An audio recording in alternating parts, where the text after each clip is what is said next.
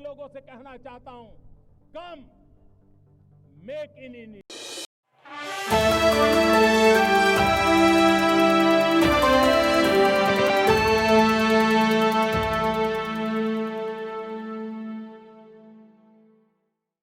ऐसे अहम मुद्दे जिन पर बेबाकी से भारत अपनी राय रखता रहा है और वही बेबाकी जो है आज पूरा विश्व देखता है, समाधान के तौर पर भारत को देखा जाता है।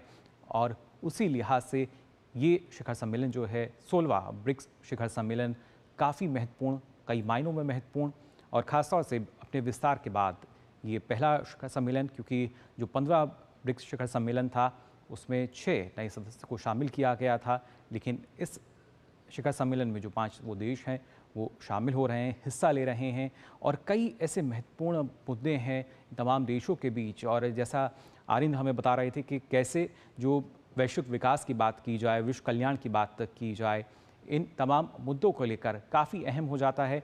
आरिंद्र, और आपसे जानकारी हम लेना चाहेंगे क्योंकि जब जब भारत किसी मंच से हम कह सकते हैं कि कहीं ना कहीं समाधान देने की बात करता है और सीधे तौर पर यही कहता है कि जो भारत है वो आपको और भी ज़्यादा कहीं ना कहीं विश्वास आप उस पर रख सकते हैं और साथ ही साथ जो तमाम समस्याएं हैं उनके समाधान के तौर पर आज पूरा विश्व बड़ी उम्मीद भरी नज़र से देख सकता है भारत को।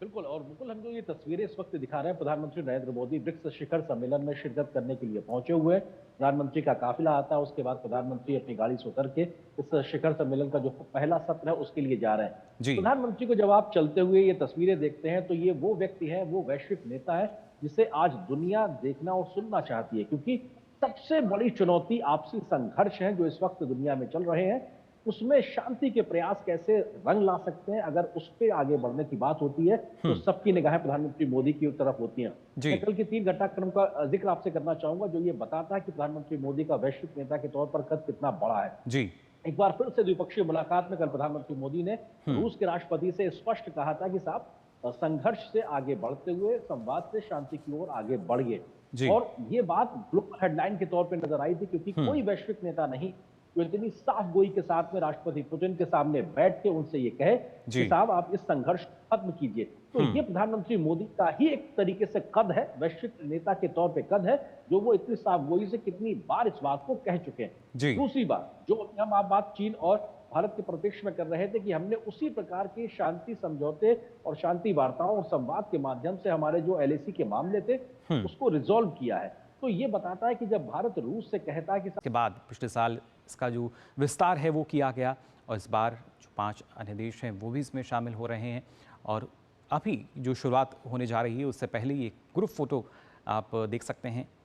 इन देशों के जो शीर्ष नेता यहाँ पर मौजूद हैं और उसके बाद जो सेशन है उसकी शुरुआत होगी। इसके बाद बताया जा रहा है कि जो एक औपचारिक स्वागत होगा और उसके बाद सेशन स्टार्ट होगा, जिसमें कहीं ना कहीं जो मुद्दे अहम माने जा रहे हैं, वैश्विक विकास की बात की जाए, बहुपक्षवाद की बात की जाए और साथ ही साथ अलग अलग सेक्टर्स जो हैं जिनको लेकर कहीं ना कहीं जो पूरा विश्व है वो एक समाधान खोजने की ओर अग्रसर नज़र आता है।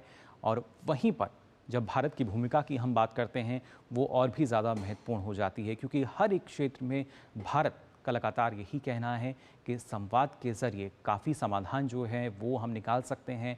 और साथ ही भारत के पास युवा कार्यबल जो है वो काफ़ी संख्या की अब बात की जाए वो काफ़ी बेहतर है। साथ ही साथ नवाचार को हम लगातार बढ़ावा दे रहे हैं, तकनीक को अपना रहे हैं और ऐसे में तमाम देशों के लिए वो कैसे लाभदायक हो सकती है, पूरे विश्व के लिए कैसे लाभदायक हो सकती है, इन तमाम मुद्दों को लेकर ज़ाहिर तौर पर इस दौरान जो बातचीत है वो की जाएगी।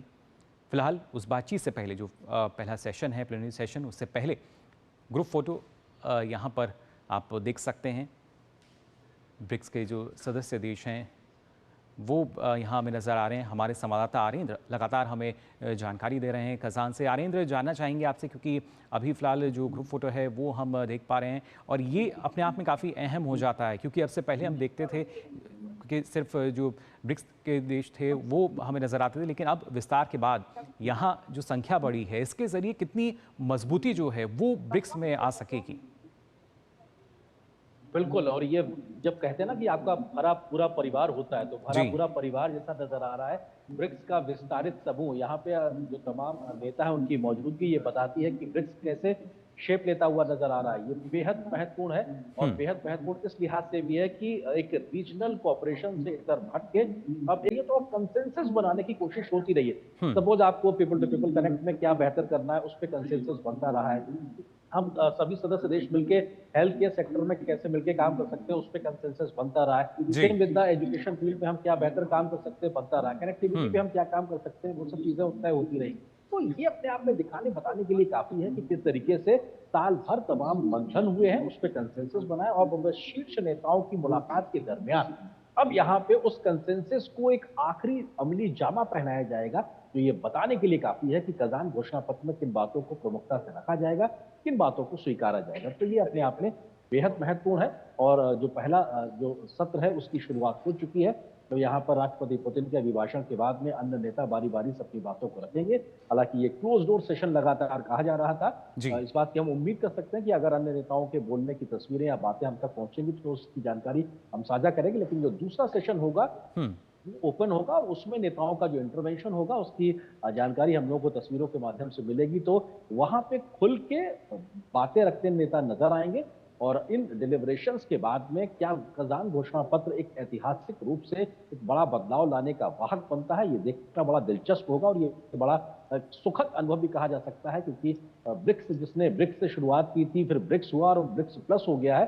तो जी। ब्रिक्स प्लस में किस प्रकार के पार्टनर देशों के साथ में दुनिया की वैश्विक जो चुनौतियां हैं उससे निपटने में विकासशील देश हो या फिर अन्य ग्लोबल साउथ के देश हो, उनकी आवाज को मुखरता से रखने का यहाँ पे काम होता नजर आएगा। और ये पहली बार है कि जब 5 देशों से आगे बढ़कर बड़ी संख्या में देशों की मौजूदगी नजर आ रही है। मुकुल जी बिल्कुल, और वो जो मौजूदगी है सीधे तौर पर एक बानगी पेश करते हुए कि कैसे जब विश्व कल्याण की हम बात कर रहे हैं तो उसको लेकर जो ये तमाम देश हैं वो एकजुट हैं। और ख़ासतौर से आरिंद्र, जिन मुद्दों की आप बात कर रहे थे जो कि अहम विषय रह सकते हैं इस दौरान, उसमें अगर भारत की भागीदारी की हम बात करते हैं वो कितनी महत्वपूर्ण हो जाती है, क्योंकि ना सिर्फ फिनटेक की हमने बात की बल्कि जब जो नए बिल्कुल क्षेत्र हैं अंतरिक्ष की, जब खासतौर से स्पेस की अगर खासतौर से हम बात करते हैं, स्पेस सेक्टर को लेकर वो किस तरीके से अहम, क्योंकि प्रधानमंत्री कई बार इस बात का जिक्र कर चुके हैं कि जो हमारे देश के युवा हैं उनमें वो काफ़ी सक्षम है और नवाचार को इसी वजह से लगातार हम बढ़ावा दे रहे हैं। और आज के समय में भी ना जाने कितने ही भारत के युवा